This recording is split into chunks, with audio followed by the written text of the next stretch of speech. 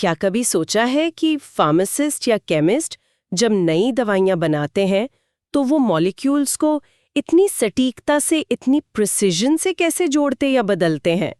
वो अक्सर एक खास केमिकल स्विच का इस्तेमाल करते हैं जो मॉलिक्यूल के एक हिस्से को हटाकर दूसरा हिस्सा लगाने में मदद करता है। और आज हम ऑर्गेनिक केमिस्ट्री के उसी जादुई स्विच को समझने वाले हैं। जी हाँ। केमिस्ट्री की दुनिया में ये स्विच असल में एक खास तरह का बॉन्ड है जिसे हम CX बॉन्ड कहते हैं। यहाँ C कार्बन के लिए है और X किसी भी हैलोजन के लिए, जैसे फ्लोरीन, क्लोरीन, ब्रोमीन या आयोडीन। आज हम unit 6 haloalkanes and haloarenes से इसी CX बॉन्ड के नेचर को गहराई से समझेंगे। और ये समझना इसलिए जरूरी है क्योंकि CX बॉन्ड की प्रकृति को समझना ये हेलो एल्केन्स के लगभग सभी रिएक्शंस की भविष्यवाणी करने की चाबी है। ये हमें बताता है कि कोई रिएक्शन क्यों होगा, कहाँ होगा और कैसे होगा। अगर ये समझ आ गया तो ऑर्गेनिक केमिस्ट्री का एक बहुत बड़ा दरवाजा खुल जाता है। चलिए इस बात की गहराई में उतरते हैं। तो अगर किसी को बिल्कुल आसान शब्दों में समझाना हो तो ये CX बॉन्ड आखिर है क्या? बहुत ही सरल शब्दों में CX बॉन्ड एक पोलर कोवैलेंट बॉन्ड है। हाँ। अब ये सुनने में थोड़ा हेवी लगता है, पर इसका मतलब सिर्फ इतना है कि इसमें इलेक्ट्रॉन्स की शेयरिंग बराबर नहीं होती। अच्छा। हैलोजन कार्बन से ज्यादा इलेक्ट्रोनेगेटिव होता है, मतलब वो एक बुली की तरह बॉन्डिंग इलेक्ट्रॉन्स को अपनी तरफ ज्यादा खींचता है। इसे ऐसे सोच सकते हैं कि हैलोजन एक शक्तिशाली मैग्नेटिक वैक्यूम क्लीनर है और बॉन्डिंग इलेक्ट्रॉन्स लोहे का बुरादा है। हाँ। वो वैक्यूम क्लीनर सारा बुरादा अपनी ओर खींच लेता है और कार्बन के पास बस थोड़ा बहुत ही रह जाता है। बिल्कुल सही एनालॉजी है।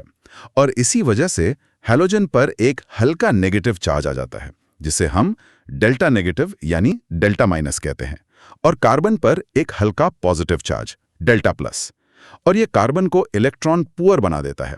हम कह सकते हैं कि इलेक्ट्रॉन का भूखा बना देता है। अच्छा। अगर इसे टेक्स्ट बुक की भाषा में कहें तो बात सीधी है। The CX bond is a polar covalent bond in which the halogen, being more electronegative than carbon, withdraws electron density, creating a partial positive charge on the carbon and making it susceptible to nucleophilic attack. यहीं पर एक बहुत आम गलतफहमी होती है ना? Students अक्सर सोचते हैं कि रिएक्शन में न्यूक्लियोफाइल हैलोजन पर हमला करता होगा क्योंकि वही तो इलेक्ट्रोनेगेटिव है, उसी ने तो इलेक्ट्रॉन्स खींचे। ओह, ये गलती मैंने अपने फर्स्ट ईयर स्टूडेंट्स को अनगिनत बार करते हुए देखा है। उनका इंस्टिंक्ट कहता है कि नेगेटिव चार्ज वाले हैलोजन पर हमला करो, लेकिन केमिस्ट्री का लॉजिक ठीक उल्टा है। असल में न्यूक्लियोफाइल जो खुद इलेक्ट्रॉन रिच होता है, वो उस इलेक्ट्रॉन के भूखे यानी पार्शियली पॉजिटिव कार्बन पर हमला करता है। राइट। हैलोजन तो एक अच्छा लीविंग ग्रुप बनकर निकल जाता है। सोचिए, न्यूक्लियोफाइल भी इलेक्ट्रॉन रिच है और हैलोजन भी पार्शियली नेगेटिव, तो वो तो एक दूसरे को रिपेल करेंगे, दूर भगाएंगे। CX बॉन्ड को हम इलेक्ट्रॉन्स के लिए एक रस्साकशी का खेल, अ टग ऑफ वॉर की तरह भी देख सकते हैं। हाँ, ये भी एक बहुत अच्छा तरीका है इसे समझने का। इसमें एक तरफ कार्बन है और दूसरी तरफ मजबूत हैलोजन। और हैलोजन हमेशा जीतता है। हैलोजन हमेशा ये लड़ाई जीतता है और इलेक्ट्रॉन्स की रस्सी को अपनी तरफ खींच लेता है। कार्बन इस खिंचतान में कमजोर पड़ जाता है और इसी कमजोरी का फायदा उठाकर न्यूक्लियोफाइल उस पर हमला कर देता है। हैलोजन पर हमला नहीं होता, बल्कि जो carbon electron tug of war हार गया है वो टारगेट बनता है। ये रस्साकशी वाली बात तो समझ में आ गई, लेकिन सवाल ये उठता है कि हम इस खींचतान पे, इस पोलैरिटी पे इतना ध्यान दे ही क्यों रहे हैं? आखिर इसे समझना इतना जरूरी क्यों है? देखिए, यहाँ सबसे दिलचस्प बात यह है कि ये कॉन्सेप्ट हमें बताता है कि हेलो अल्केन्स क्यों रिएक्टिव होते हैं, जबकि सिंपल अल्केन्स जैसे मीथेन या ईथेन अनरिएक्टिव होते हैं। अच्छा, उनमें ऐसा नहीं होता। अल्केन्स में CH बॉन्ड होते हैं जो बहुत कम पोलर और बहुत मजबूत होते हैं। उन पे हमला करने के लिए कोई कमजोर जगह ही नहीं होती। लेकिन CX बॉन्ड की पोलैरिटी की वजह से हेलो एल्केन्स में एक रिएक्टिव साइट या एक हॉटस्पॉट बन जाता है। इसके बिना हम SN1 और SN2 जैसे फंडामेंटल रिएक्शन मैकेनिज्म्स को समझ ही नहीं सकते। SN1 और SN2 ये नाम तो सुने हैं, इनका मतलब क्या होता है? अभी हम इसकी पूरी गहराई में नहीं जाएंगे, लेकिन SN का मतलब होता है सब्स्टिट्यूशन न्यूक्लियोफिलिक, मतलब एक न्यूक्लियोफाइल आकर किसी को सब्स्टिट्यूट कर रहा है। ओके। ये पूरी कहानी कि सब्स्टिट्यूशन कैसे होगा, कब होगा, तेजी से होगा या धीरे धीरे, इसकी शुरुआत इसी CX बॉन्ड की पोलैरिटी से होती है। ये उस कहानी का पहला चैप्टर है। दवाइयां बनाने से लेकर नए मटेरियल्स बनाने तक सब कुछ इसी CX बॉन्ड की रिएक्टिविटी पर निर्भर करता है। चलिए इसे मन में चित्रित करते हैं ताकि ये हमेशा के लिए याद हो जाए। जरूर। कल्पना कीजिए कि एक कार्बन एटम और एक हैलोजन एटम, मान लीजिए ब्रोमीन, एक बॉन्ड से जुड़े हैं। अब उस बॉन्ड को एक धागे की तरह नहीं, बल्कि इलेक्ट्रॉन्स के एक बादल, एक इलेक्ट्रॉन क्लाउड की तरह देखिए। ठीक है।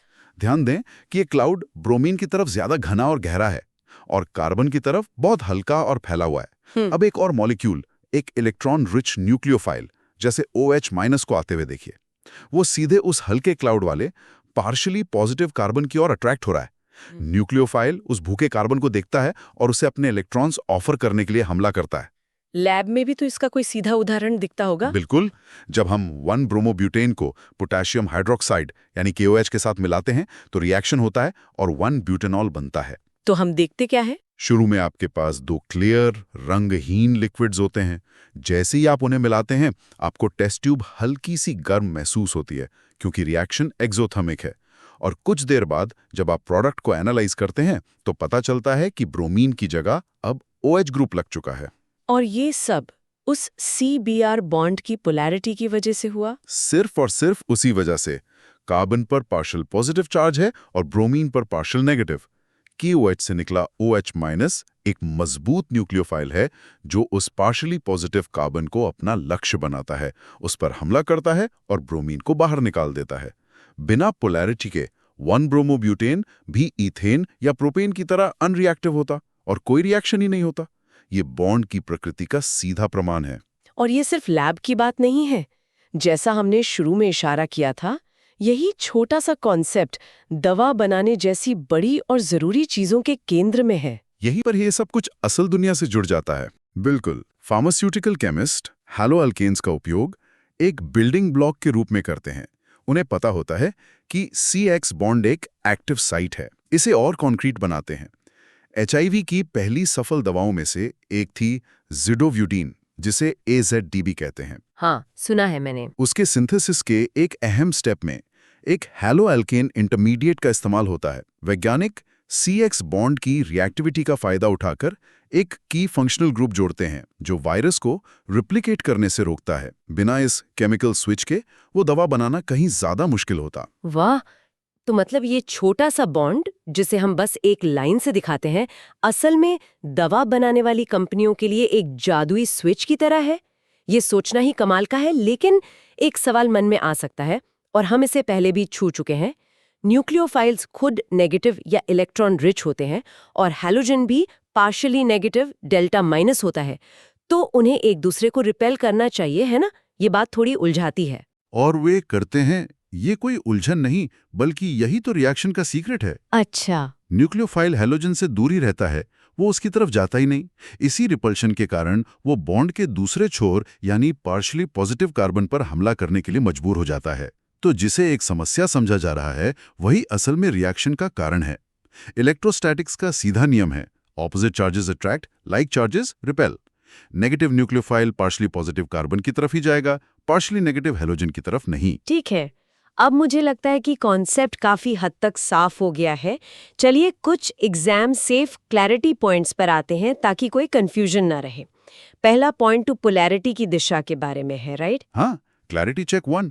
हमेशा याद रखें, CX बॉन्ड में पोलैरिटी की दिशा C डेल्टा प्लस से X डेल्टा माइनस की ओर होती है। इलेक्ट्रोनेगेटिविटी ट्रेंड के हिसाब से फ्लोरीन सबसे ज्यादा इलेक्ट्रोनेगेटिव है और आयोडीन सबसे कम। इसलिए CF बॉन्ड सबसे ज्यादा पोलर है और CI बॉन्ड सबसे कम। एक मिनट, यहाँ मैं थोड़ा उलझ रही हूँ। अगर CF बॉन्ड में चार्ज का खिंचाव सबसे ज्यादा है, तो मेरी कॉमन सेंस तो यही कहती है कि न्यूक्लियोफाइल उसी पर सबसे तेजी से हमला करेगा। वो सबसे ऑब्वियस टारगेट लगता है। क्या मैं कुछ गलत समझ रही हूँ? ये एक बेहतरीन सवाल है और यही वो पॉइंट है जहां 90% स्टूडेंट्स गलती करते हैं। आपकी कॉमन सेंस अपनी जगह सही है, लेकिन केमिस्ट्री में एक और फैक्टर है, बॉन्ड स्ट्रेंथ। Bond strength? जी, बॉन्ड स्ट्रेंथ का ट्रेंड पोलैरिटी के ट्रेंड से ठीक उल्टा है। CF बॉन्ड केमिस्ट्री के सबसे मजबूत सिंगल कोवेलेंट बॉन्ड्स में से एक है, जबकि CI बॉन्ड सबसे कमजोर होता है। बॉन्ड स्ट्रेंथ का ऑर्डर है CF सबसे मजबूत, फिर CCl, फिर CBr और सबसे कमजोर Ci। तो इसका मतलब रिएक्टिविटी के लिए बॉन्ड का टूटना ज्यादा जरूरी है, बजाय इसके कि वो कितना पोलर है। एग्जैक्टली। तो एग्जाम के लिए की टेकअवे ये है, रिएक्टिविटी सिर्फ पोलैरिटी पर नहीं, बल्कि पोलैरिटी और बॉन्ड स्ट्रेंथ दोनों के कॉम्बिनेशन पर निर्भर करती है। आयोडो अल्केन्स Ci सबसे ज्यादा रिएक्टिव होते हैं क्योंकि उनका बॉन्ड सबसे आसानी से टूटता है, भले ही वो सबसे कम पोलर हों। अच्छा। Ci बॉन्ड के केस में कमजोर बॉन्ड स्ट्रेंथ का फैक्टर कम पोलर होने वाले फैक्टर पर हावी हो जाता है। It dominates. ये बहुत जरूरी पॉइंट है। और लीविंग ग्रुप्स के बारे में क्या? हेलाइड्स अच्छे लीविंग ग्रुप्स क्यों माने जाते हैं? ये भी बॉन्ड स्ट्रेंथ से जुड़ा है। Clarity check 4। हेलाइड्स अच्छे लीविंग ग्रुप्स हैं क्योंकि बॉन्ड टूटने के बाद वे F-, Cl-, Br- और I- जैसे स्टेबल एनायंस बनाते हैं। ये एनायंस नेगेटिव चार्ज को आसानी से संभाल सकते हैं, खासकर जब वे किसी पोलर सॉल्वेंट जैसे पानी में हों। उनका स्टेबल होना रिएक्शन को फॉरवर्ड डायरेक्शन में ड्राइव करता है। ओके। इनमें भी सबसे अच्छा लीविंग ग्रुप है क्योंकि वो सबसे बड़ा है और नेगेटिव चार्ज को सबसे अच्छे से फैला सकता है, और I- सबसे खराब लीविंग ग्रुप है। तो निचोड़ ये है कि न्यूक्लियोफाइल हमेशा पार्शियली पॉजिटिव कार्बन पर हमला करता है, हैलोजन पर नहीं। रिएक्टिविटी का फैसला सिर्फ पोलैरिटी नहीं करते, बॉन्ड स्ट्रेंथ और लीविंग ग्रुप की स्टेबिलिटी भी करती है। और Ci बॉन्ड सबसे कमजोर होने और I- के सबसे अच्छा लीविंग ग्रुप होने के कारण हैलोएल्केन्स को सबसे ज्यादा रिएक्टिव बनाता है। आपने बिल्कुल सही सार निकाला है। तो आज की हमारी चर्चा का सार ये है, 1 CX बॉन्ड पोलर होता है क्योंकि हैलोजन ज्यादा इलेक्ट्रोनेगेटिव होता है, जिससे कार्बन पार्शियली पॉजिटिव हो जाता है और न्यूक्लियोफिलिक अटैक के लिए एक टारगेट बन जाता है। बिल्कुल। 2 इसे एक रस्साकशी की तरह सोचे, जहां हैलोजन जीतता है और कमजोर कार्बन न्यूक्लियोफाइल का टारगेट बन जाता है। सही। 3 यही पोलैरिटी ड्रग डिजाइन जैसे AZT में और मटेरियल साइंस जैसे टेफ्लॉन में जैसी आधुनिक टेक्नोलॉजी का आधार है। CX बॉन्ड कभी रिएक्टिव स्विच तो कभी स्टेबल एंकर की तरह काम करता है। 4 और एग्जाम के लिए सबसे जरूरी बात, रिएक्टिविटी, पोलैरिटी और बॉन्ड स्ट्रेंथ दोनों पर निर्भर करती है। Ci बॉन्ड सबसे कमजोर होने के कारण सबसे ज्यादा रिएक्टिव होता है, भले ही वो सबसे कम पोलर हो। एकदम सही। जाते जाते एक सवाल में सोचने के लिए छोड़ जाता हूं।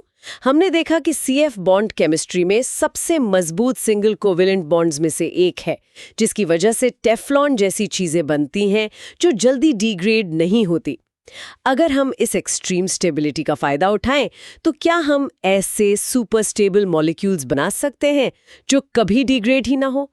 और अगर हम ऐसा कर पाते हैं, तो असल दुनिया में इसके क्या फायदे या नुकसान हो सकते हैं? सोचिएगा।